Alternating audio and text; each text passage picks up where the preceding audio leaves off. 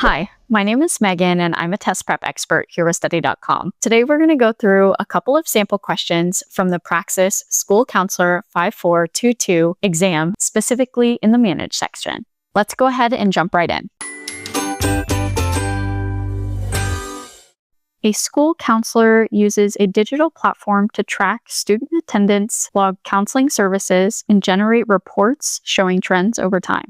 Which practice best supports effective program evaluation? A. Recording data only at the end of the school year. B. Using technology to collect, organize, and analyze counseling data. C. Storing data in personal notes for confidentiality. Or D. Relying on anecdotal teacher feedback. So going through these answer choices, we have A, recording data only at the end of the year. End of the year data collection limits timely program adjustments. We're going to go ahead and knock that one off. B, using technology to collect, organize, and analyze counseling data. Technology applications allow counselors to efficiently manage, analyze, and evaluate program effectiveness using accurate and ongoing data. So that seems like our answer. We're going to hold it aside. C, storing data in personal notes for confidentiality. Personal notes cannot be systematically evaluated, so we're going to go ahead and knock that one off right away. D, relying on anecdotal teacher feedback.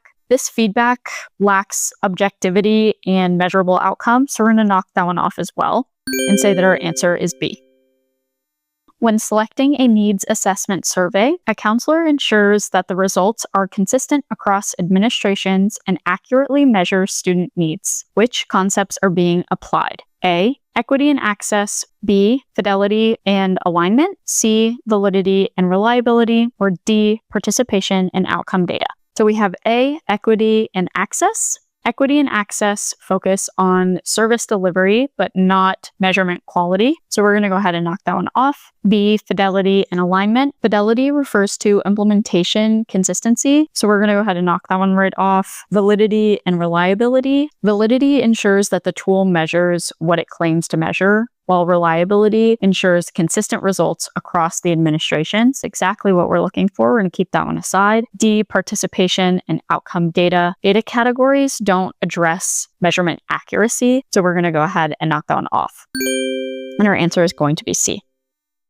Which of the following is the best example of an annual student outcome goal? A, meet with all 9th grade students. B, increase the number of counseling sessions offered. C, reduce 9th grade course failure rates by 10% by the end of the year. D, create a new classroom guidance curriculum. So we have A, meet with all 9th grade students. This describes participation, but not outcome. So we're going to go ahead and cross that one off. B, increase the number of counseling sessions offered. This is service quantity, but it does not measure the impact. So we're going to go ahead and cross that one off as well. C, reduce 9th grade course failure rates by 10% by the end of the year. These are outcome goals that are specific, measurable, time-bound, and focused on student results. So we're going to hold that one aside. D, create a classroom guidance curriculum. Curriculum creation is a program activity, not a student outcome. So we're going to go ahead and knock that one off as well.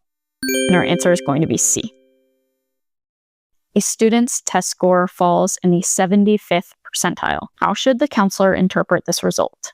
A, the student answered 75% of the questions correctly. B, the student scored higher than the 75% of the comparison group. C, the student is in the highest performance category. Or D, the test score reflects the student's reliability level. So we have A, the student answered 75% of the questions correctly. Percentiles do not represent the percent correct on a test. So we're going to go ahead and cross that one off. B, the student scored higher than 75% of the comparison group. Percentiles rank and compare a student's performance to other in the norm group. So that sounds like our answer. We're going to set it aside. C, the student is in the highest performance category. The highest performance category is typically above the 90th percentile. So we're going to go ahead and cross that one off. And we have D, the score reflects the student's reliability level. Reliability refers to the consistency of measurement, not the individual scores. So we're going to knock that one off as well. And our answer is going to be B. Now that we've gone through some questions, let's talk about what this test is really measuring. This exam is measuring your readiness to assume counseling responsibilities for students K through 12. And for even more detailed practice, strategies, and customizable study materials, head to study.com for our Praxis School Counselor 5422 exam test prep course. If you enjoyed this video, give it a like and subscribe to study.com for more targeted test prep. Good luck on your next exam.